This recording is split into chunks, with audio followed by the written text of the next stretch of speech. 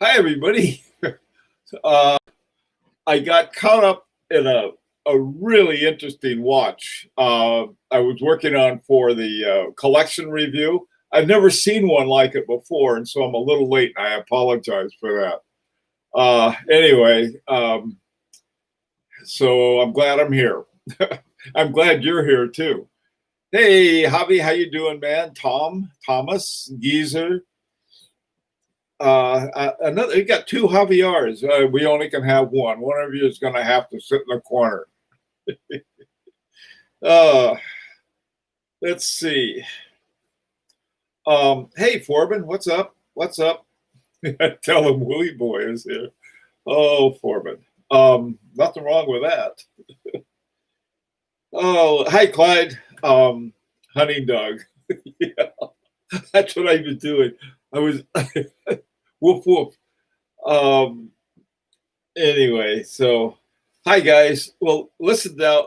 Oh boy, we got. Hey, Bruce and Watch Habit and Paul. How you guys doing? Joseph. Hey, Pip Linda. How you doing? Rohit. Hi, Rohit. And Britton Adams. Hello, Britton. Hey, Mark. How are you? Okay. Hey, Truth Fears. Oh boy. You know, here, for my lame excuse for being late, you know how you get really into a certain watch or something, and you can lose all track of time. My God, I'm really late today. We'll stay a little late at the end too. I think I got the times finally right. I had them messed up before because I thought that London time and GMT were the same, but I guess they're at a daylight saving time or something. Hi, Andres. How you doing? Oh, okay. I don't know what's Archie late. Okay, no. Here is what I'd like to talk about today, and that's we sort of got to make a decision on the on our project watch, and so where are we on that? Um, Essentially, this is what we've got.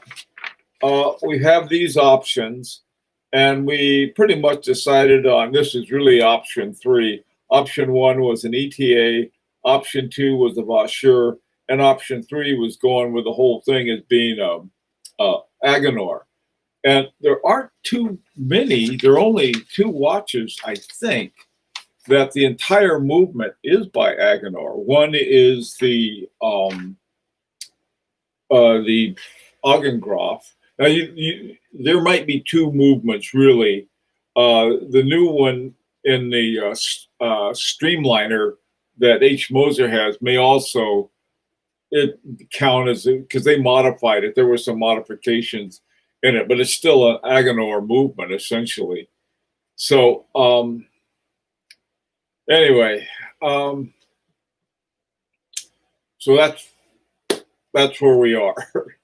And so I thought, well, getting one would be very, very cool. But we've got to decide what we're going to do about the, who wants one. We have to figure between, I think, realistically, just for the movement, between I would say 65 and 75,000, no, 6,500 and 7,500 Swiss francs. And so that's pretty much where we are. And we're going with this style pretty much with the jumping hour here. And then we have an arc here for the movement. I mean, for the indexes, for the God, for the retrograde minutes on that. So we have that now.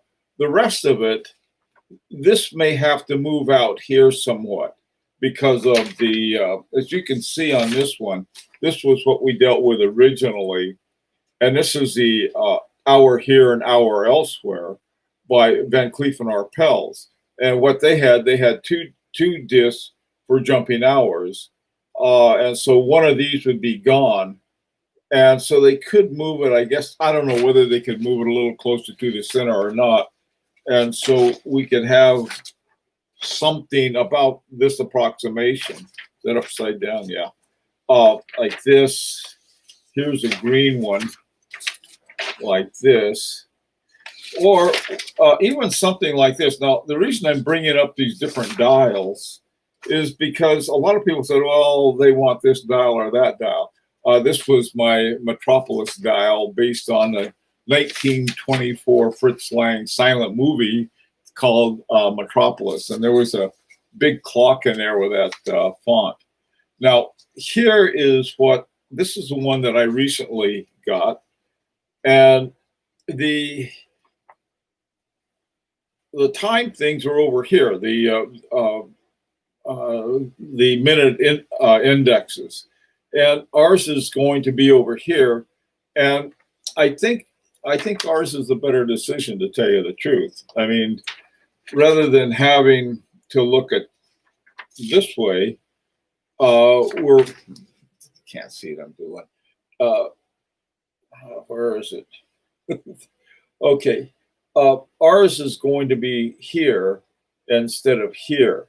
And so when you look at your watch, I think between 11 and 5, in a way, this is also between 11 and 5, except it's on the other side. Instead of 11 and 5, it's like,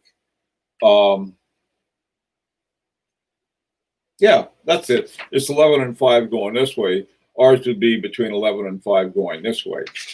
So anyway, the point is that we can have a lot of different dials for it. We can have, I mean, but once we get the movement, you know, then we can do a lot of different things. I also think too that we sort of have the Wooten, Lonnen and Collin case for it with the what are these called? The teardrop lugs on it, which looks really good. And so having a watch with, here you have one with the movement by like a master watchmaker, I think one of the top in the world. And the same thing with the case, certainly with Kari Wooten Lonnen. You know, this watch I think that we're making is really incredible. And the thing of it is that you can't touch either one of these for under, I mean, any of the parts.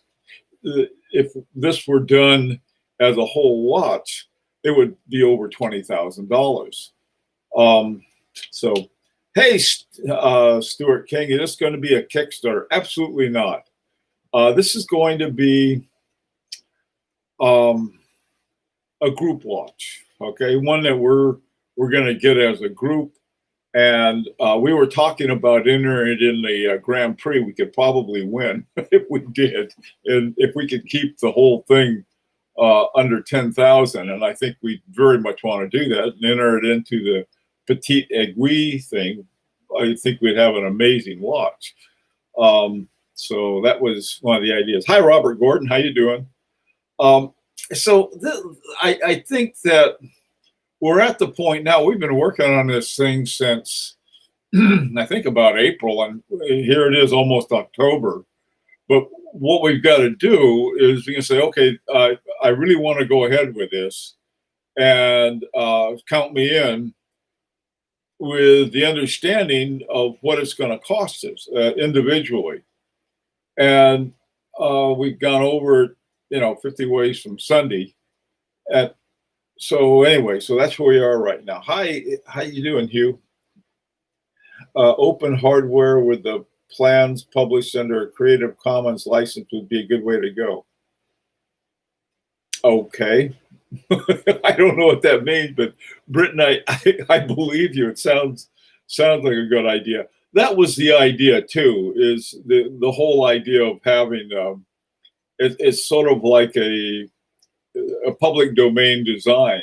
And what I think, which I would really like, which would be great for Aganor, if somebody else comes along and says, "Hey, I want a movement like those guys had," they could do it without a problem or without a complaint from us, because the attitude is getting a really excellent watch for a bunch of guys who don't have the money for for something grander.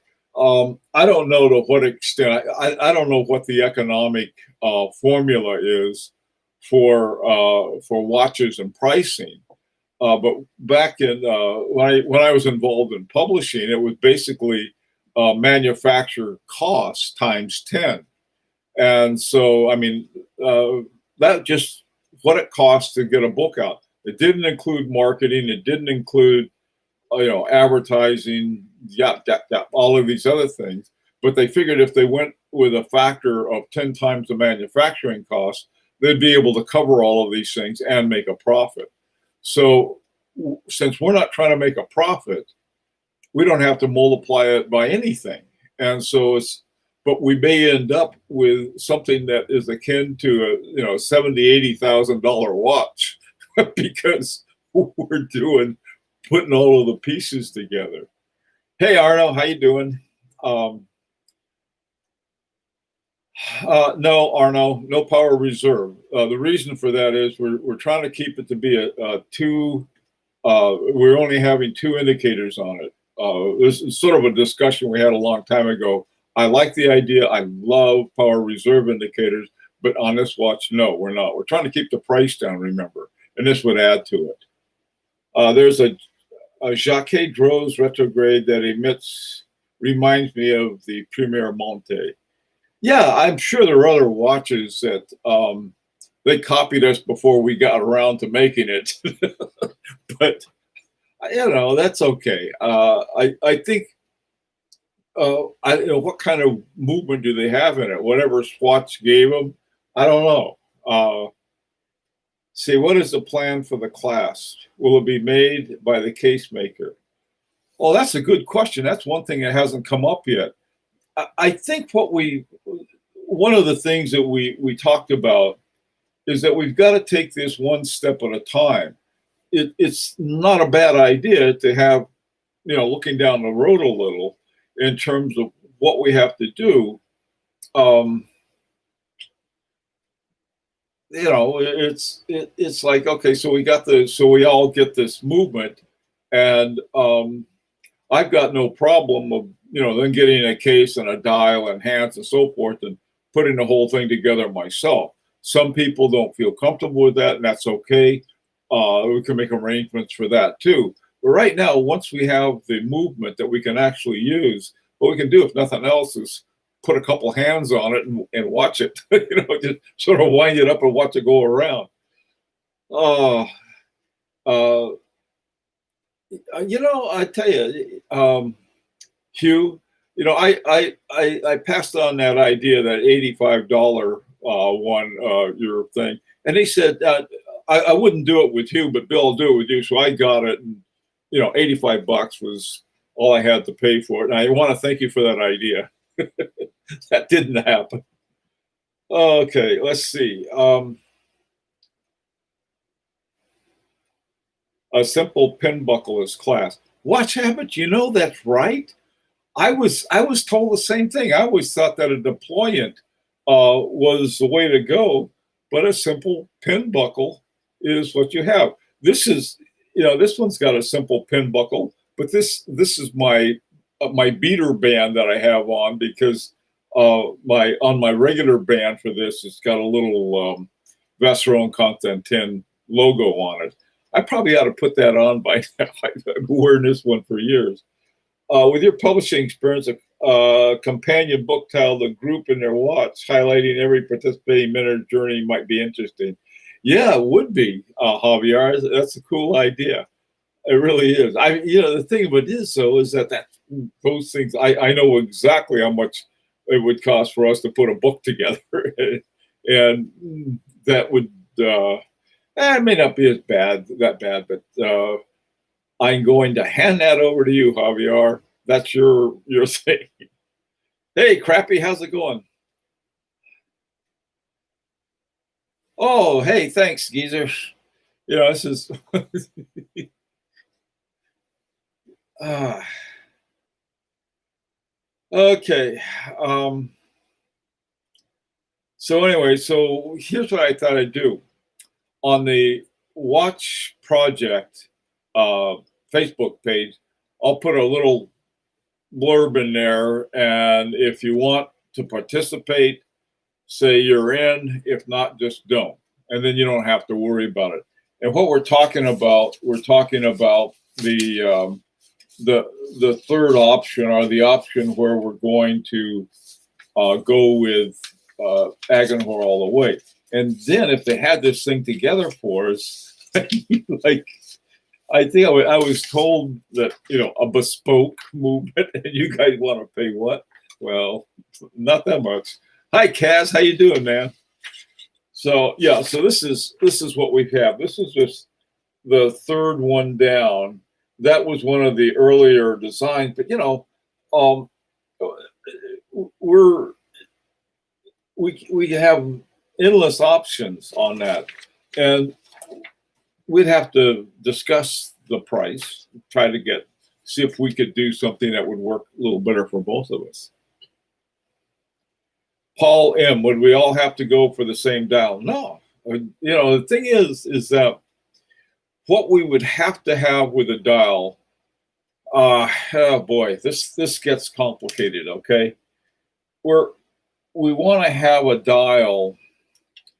The plan was to have a dial with enamel, have an enamel dial.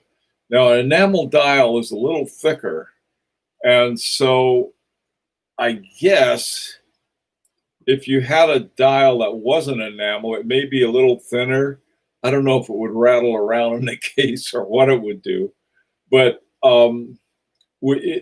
as long as you have an enamel dial in mind, you can put anything on it you want. I mean, the dial can be whatever you like. The big question is, should Clyde buy a Harry Winston or save a few more shekels and go for an FPJ? Go with the Harry Winston. Forbin, the way that FPJs have been going lately, they're just insane. Hi, Oil Money Watches. Watching the old boy get all flustered trying to describe the damn thing on paper was too funny. What old man are you talking about, Oil Money? Hey, Pip Linda. Documenting all the processes and steps you guys had to take from the genesis of the idea until the final product is finished would be awesome. Yeah, man, I tell you, anybody can do these things. Javier, you can write the book, and Pip, you can do the documentation. Have to interview a lot of people. Or actually, no, we have it all recorded, because pretty much what we've had on these videos, we've had one in the morning and one in the afternoon, so you could do that too. Okay. Okay, doke. So what are your guys' thoughts on this? Let me put it this way. If you're in, raise your hand. Just put a hand, is there a hand emoji? Put a little hand emoji up if you say, okay, I'm in on this. And I'll wait here for you. Okay, Paul. This is so I can get some kind of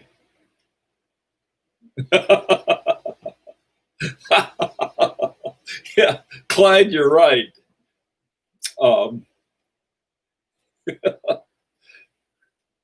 Yeah, I'll have Gabby Hayes play me. How does that sound?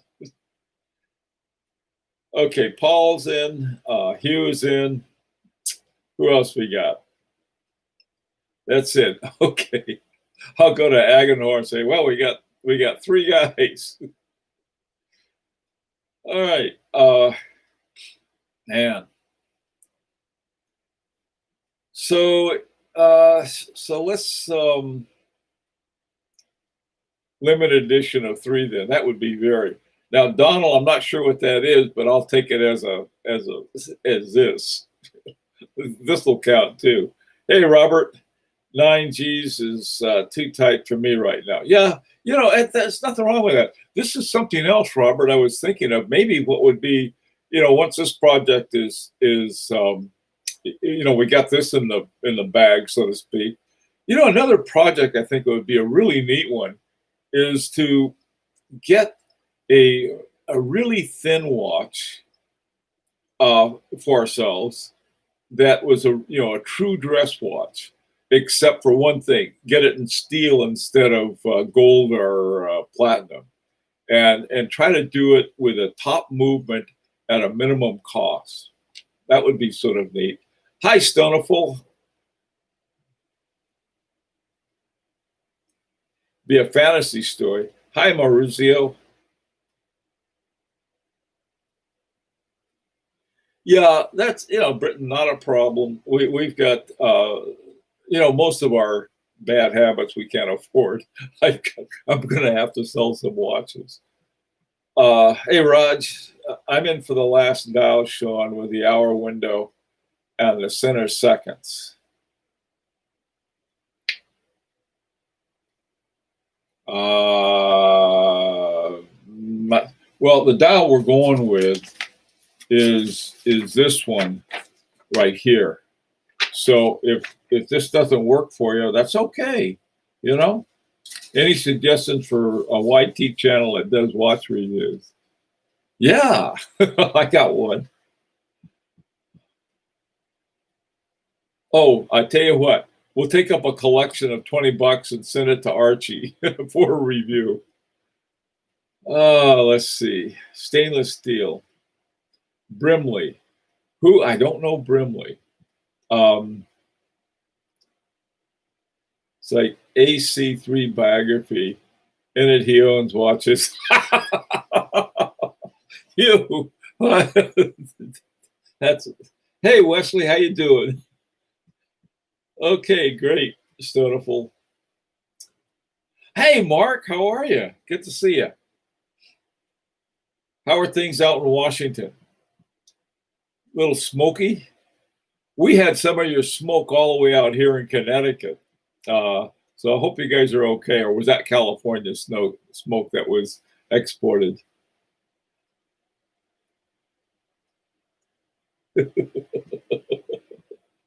Oh, that's good. That's really good to hear, Mark. All right. One of the things that I was thinking about was, and I've talked to some people about it. Most of them have never heard of it before. But when I was quite young, which was a long time ago, shortly after the Earth had cooled, there was this cowboy called Roy Rogers, and Roy Rogers was the king of the cowboys, and his horse named Trigger. I don't know if any of you have ever heard of this or not, but it was the thing of it is that when I hear someone say, well, my Rolex is the king of watches, I'm always thinking of Roy Rogers and his horse Trigger, and a 6-year-old watching the series. So that image has a hard time leaving me.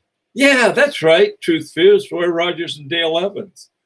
Dale Evans' horse was named Buttercup, according to my wife.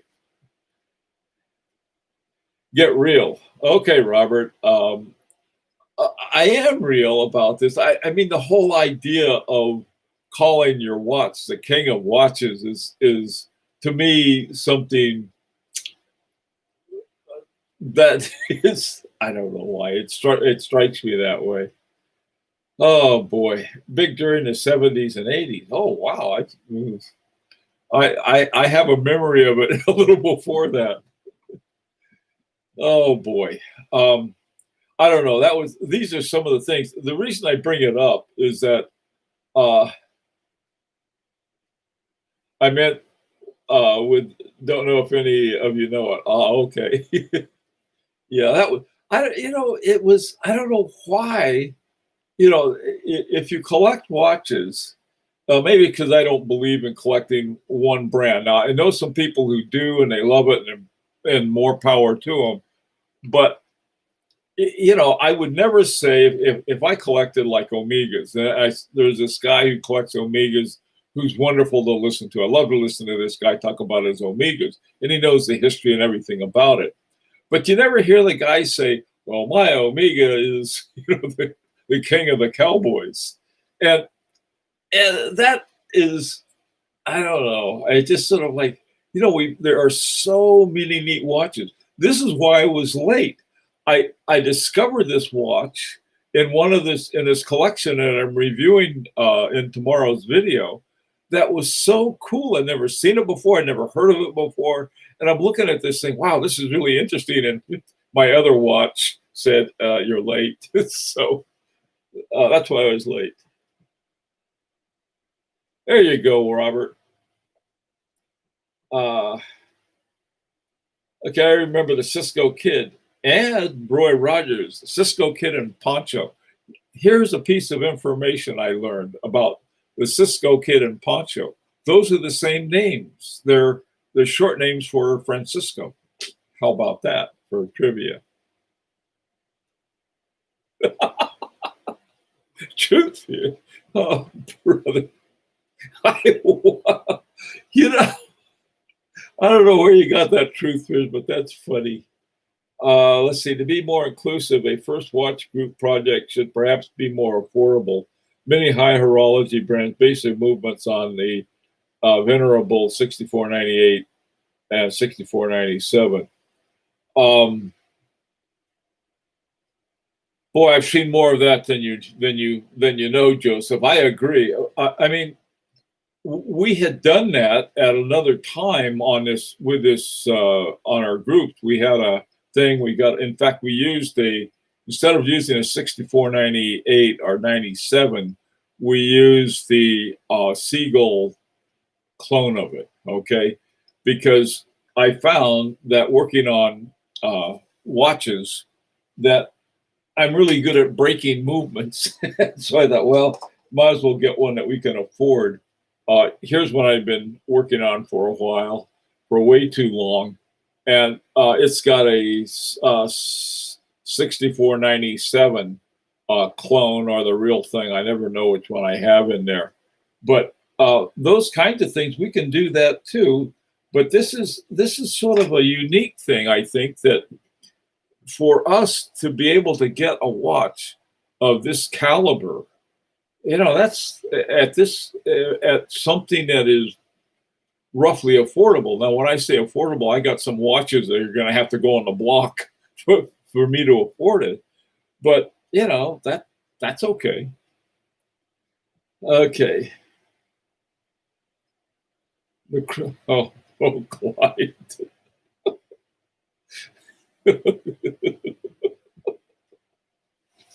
Clyde. Oh my God. All right. Jesus. Truth fears. You guys. All right. I'm you got me. Yeah, Robert's right. Bad Clive. Oh boy. Where's the parts list? That was another thing. Britain, we don't have a parts list. I think what we're dealing with sort of a base that I'd seen a little picture of what was suggested as a base. And then there's going to be a modification or a module. There'll be two modules. One's for the retrograde minutes, and the other one is for the jumping hours. Now, what we have in, get this out of here.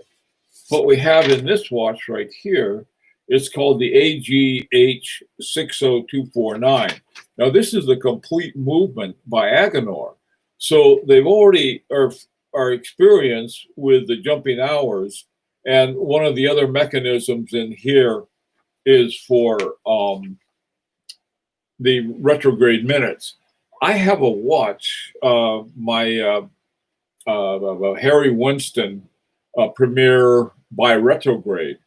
Now, one side is retrograde seconds, and the other side is retrograde days. And so, having their work with retrograde, they do it better than anybody. And so, what they're going to do is integrate it into one of their, I guess, partial movements or something like that. That's one thing I'm not sure about. And we wanted to be hand wound too. So that's the part of it. One of the things I was thinking, maybe in a future project we could do, we could just, say, hey, why don't we do it this way and save even more money and just get the iBosch. And we'll take the iBosch and we'll put it together and make our own movements that way, and then go in and put it into a case and so forth. That might be a fun thing to do too, and save more money. And you're right, Britain will need a parts list for that. Okay. All right. Well, let's see now. Now that I was 5 minutes late, and we've gone over 5 minutes. But this is really what we've got to do, if you would. Is that, if you're not signed up on the group project page, I'm trying to think, I forgot what the name of it was. I should know that. It's called something. Hang on a sec. I thought I had it here somewhere. I guess not. Now, anyway, on our group project page here. By the way, this is the back of the one I have now. Where is it? It's let's see. Yeah, it's called the Jumping. Thanks for you. It's called the Jumping Retrograde Project. It's a Facebook page. Okay, this is the back. See this part right here with the blue screen light thing, and it's underneath this trigonal bridge. This is a platinum micro rotor on it, and I don't know why that fascinates me, but that was how they made it thin enough. Those were the marching orders they got from Van Cleef and Arpels. They want it thin, they want this, they want that, and they achieved it all.